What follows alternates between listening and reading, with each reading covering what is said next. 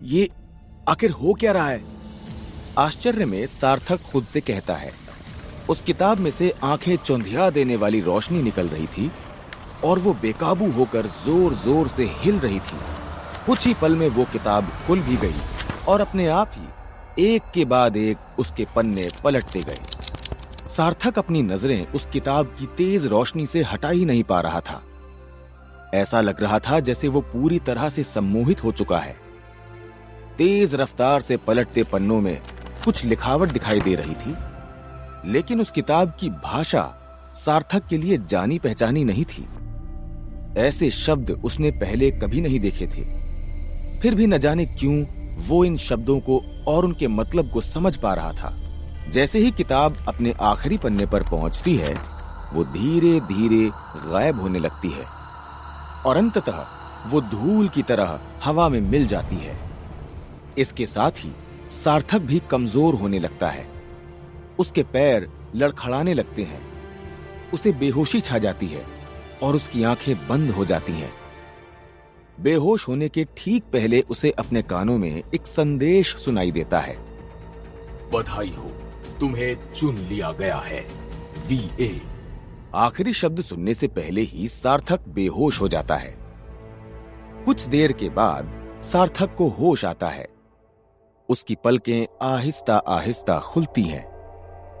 वो उठता है तो उसे अपना सिर भारी भारी सा लगता है और बहुत थकान भी महसूस होने लगती है। जैसे तैसे करके वो खुद को संभालता है और खड़ा होता है। अपने सिर पर हाथ रखकर देखता है कि कहीं उसे कोई चोट तो नहीं आई। उसे कुछ समझ नहीं आता। वो घबराने लग जाता है और खुद को संभालते हुए दूर गिरे अपने चश्मे को उठाता है। देखता है तो उसके चश्मे का एक ही कांच बचा था। आदत से मजबूर वो अपने चश्मे को पहन लेता है। चश्मा पहनने से उसे चक्कर से आने लगते हैं और सब धुंधला दिखाई देने लगता है। वो हड़बड़ाहट में चश्मा उतार देता है। फिर उसे सूझता है कि जब वो चश्मा पहन रहा है तभी उसे धुंधला दिखाई दे रहा है। बिना चश्मे के तो उसकी नजरें साफ हो गई हैं। वाह, शानदार! उत्साह में वो इधर उधर कुछ ढूंढता है और फिर कागज पर अंग्रेजी का ए लिखता है और सामने वाली दीवार पर चिपका देता है। फिर अपने कदम पीछे लेता है। तब तक पीछे जाता रहता है जब तक कि कमरे की दूसरी दीवार से उसकी पीठ छूने न लग जाए। कमाल की बात यह कि उसे इतनी दूरी से भी ए साफ दिखाई दे रहा था। क्या? कैसे? सार्थक के होश उड़ जाते हैं। उसे अपनी आंखों पर अभी भी यकीन नहीं हो पा रहा था। जो उसके साथ हुआ वो किसी जादू से कम नहीं था। सार्थक ने अपनी सारी जिंदगी इन खराब आंखों के साथ ही गुजारी थी, लेकिन अब उसकी नजरें एकदम ठीक थीं, बल्कि ठीक से भी कहीं ज्यादा बेहतर थीं। फिर आहिस्ता से उसे सब याद आने लगता है कि जब उसने किताब पर गिरा हुआ वो कांच का टुकड़ा उठाया था, तब उसके अंगूठे से खून की एक बूंद उस किताब पर बने जबड़े पर गिरी थी। फिर न जाने क्या हुआ, उस किताब से रोशनी निकलने लगी और वो बेहोश हो गया था। जब वो ध्यान से सोचता है तो और सारी कड़ियां मिलाता जाता है। तब उसे एक ही मुख्य कड़ी मिलती है और वो थी वो रहस्यमयी किताब। सार्थक पूरा कमरा उथल पुथल कर देता है और कमरे के सारे कोने छान लेता है, पर उसे वो किताब कहीं नजर नहीं आती। वो किताब आखिर कहां जा सकती है? सार्थक सोच में पड़ जाता है कि अब क्या करूं। फिर वो पूरा वाकया दोबारा याद करता है। उसके बेहोश होने के पहले क्या क्या हुआ था। फिर उसे अचानक याद आता है कि वो किताब हवा में उड़ रही थी और बेहोश होने के ठीक पहले उसे एक आवाज सुनाई दी थी। क्या आवाज थी वो? सार्थक अपने दिमाग पर जोर डालता है। किसी प्रकार का कोई मैसेज था, कोई सिस्टम के मैसेज जैसा। जैसे ही सार्थक ऐसा कहता है, उसके दिमाग में एक स्क्रीन प्रकट होती है जिसमें कुछ जानकारियां लिखी होती हैं। यूजर सार्थक गुप्ता, जाति इंसान, पड़ाव 1, experience 0 out of 100, HP 10 out of 10, strength यानी बल 10, एजिलिटी यानी फुर्ती 10, स्टेमिना यानी क्षमता 10। क्या बात है! सार्थक के मुंह से अचानक निकलता है, यह बिल्कुल पुराने जमाने के वीडियो गेम्स जैसा है जो हमारे बुजुर्ग खेला करते थे, उस वक्त जब इस दुनिया पर एलियंस जैसा कोई खतरा नहीं हुआ करता था। अचानक सार्थक की नजर उस स्क्रीन के ऊपरी हिस्से पर पड़ती है जहां एक पट्टी के ऊपर और भी अलग अलग पंक्तियां बनी हुई थीं, जिनमें और भी जानकारियां एक दूसरे के करीब लिखी हुई थीं। जैसे ही सार्थक ठीक पास वाली पंक्ति का शीर्षक अपने मन में पढ़ता है तो वो अपने आप खुल जाती है, जिसका नाम था स्किल्स। स्किल्स 0 स्किल पॉइंट्स उपलब्ध है। स्किल्स अभी लॉक्ड है। ये बहुत अजीब सा था, पर फिर भी सार्थक की उत्सुकता कम नहीं हुई। वो आगे पढ़ता है। स्किल्स की पंक्ति में उसे कुछ ज्यादा समझ नहीं आया, क्योंकि अधिकतर बातें या तो अभी बंद थीं, खुल भी नहीं रही थीं और बची हुई धुंधली थीं।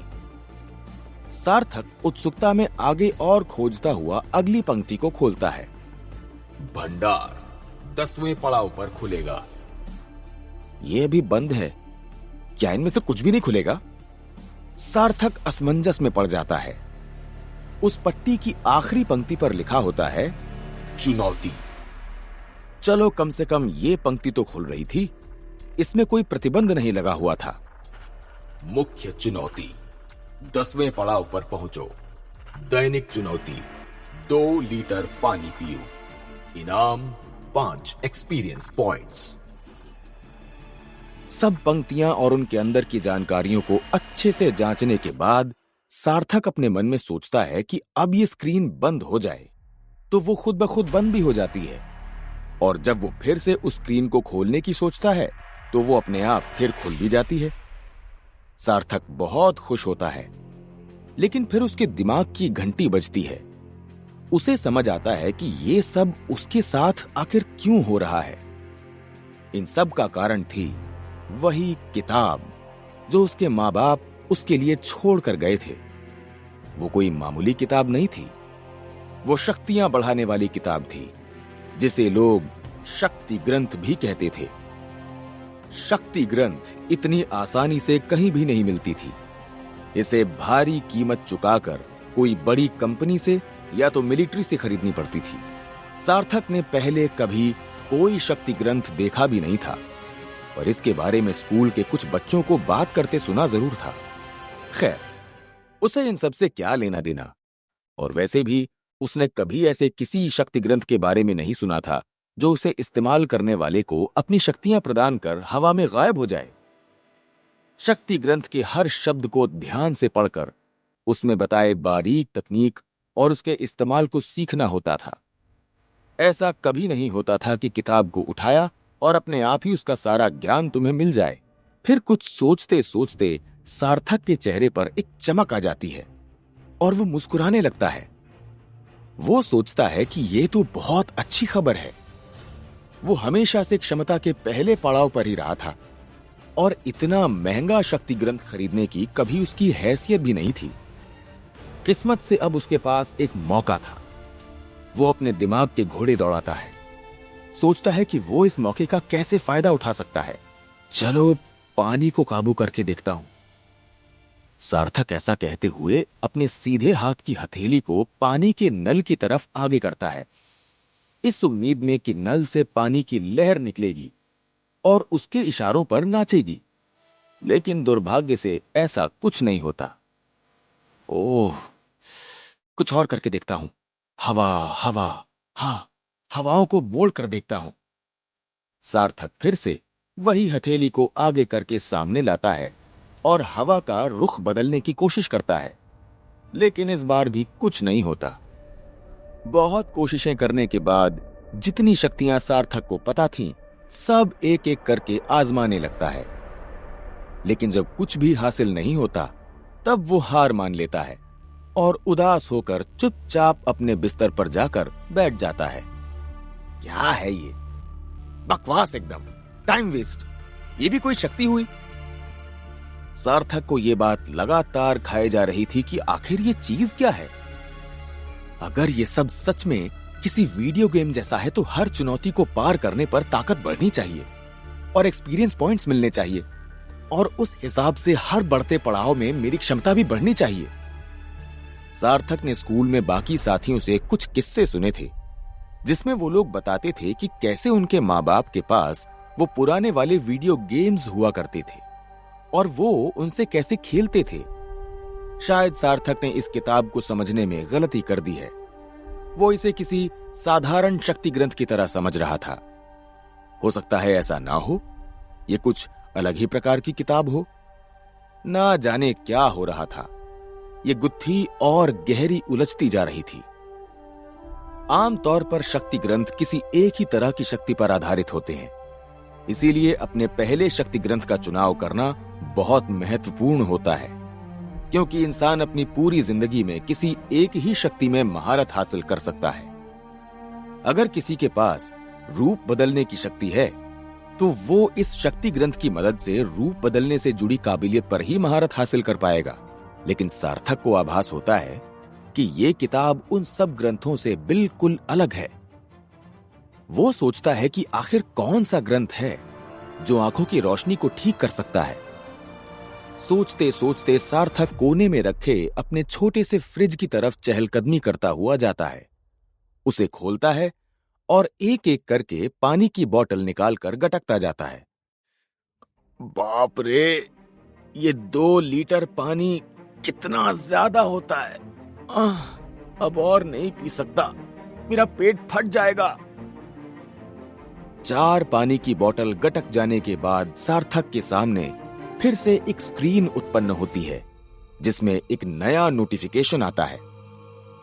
आज की चुनौती पूरी हुई, 5 एक्सपीरियंस पॉइंट्स प्राप्त हुए, 5 आउट ऑफ 100। चलो, कम से कम ये तो साफ जाहिर है कि ये सिस्टम ठीक ठाक काम कर रहा है। अब सार्थक को यह भरोसा हो गया था कि चुनौती पूरी करने पर एक्सपीरियंस पॉइंट्स तो पक्का मिलेंगे और धीरे धीरे पड़ाव भी पार हो जाएंगे। तभी अचानक से दरवाजे पर किसी के खटखटाने की आवाज आती है। सार्थक डर जाता है और झटके से उसके हाथ से बोतल छूट जाती है। वो दरवाजे की तरफ डरते हुए देखता है। तभी फिर से उसे खटखटाने की आवाज आती है।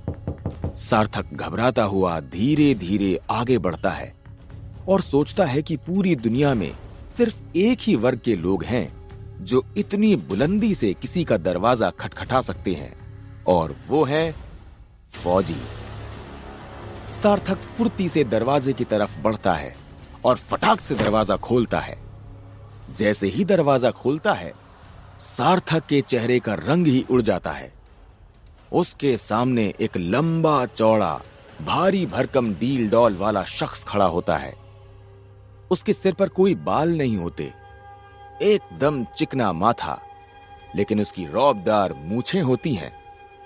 उसके काले रंग की फौज की वर्दी से यह साफ पता चल रहा था कि वो शख्स धरती से संबंध रखता है।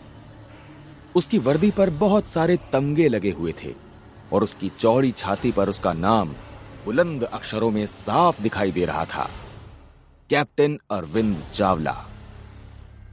कैप्टन अपनी बुलंद आवाज में अकड़ कर कहता है, ए लड़के, दरवाजा खोलने में इतना समय क्यों लगाया? चलो, तुम्हारा टाइम खत्म हो चुका है। इस कमरे को अभी के अभी खाली करो, बाहर गाड़ी तुम्हारा इंतजार कर रही है। इतना कहकर कैप्टन बाहर चला जाता है। इतना सब कुछ एक साथ हो रहा था कि सार्थक को कुछ भी समझ नहीं आ रहा था। वो कैप्टन की कही बातों पर भी कोई प्रतिक्रिया नहीं दे पा रहा था। ऐसा लग रहा था जैसे कि उसे कोई सांप सूंघ गया हो। तभी कैप्टन के चिल्लाने की आवाज आती है और सार्थक भौचक्का हो जाता है। कैप्टन चिल्लाता है, खड़े मत रहो, जल्दी चलो, तुम्हारे मिलिट्री स्कूल जाने का वक्त निकला जा रहा है। Military school? सार्थक को कैप्टन मिलिट्री स्कूल क्यों ले जा रहा है? और ये शक्ति ग्रंथ का क्या माजरा है? आगे की कहानी जानने के लिए डिस्क्रिप्शन में दी लिंक से डाउनलोड करें पॉकेट FM ऐप।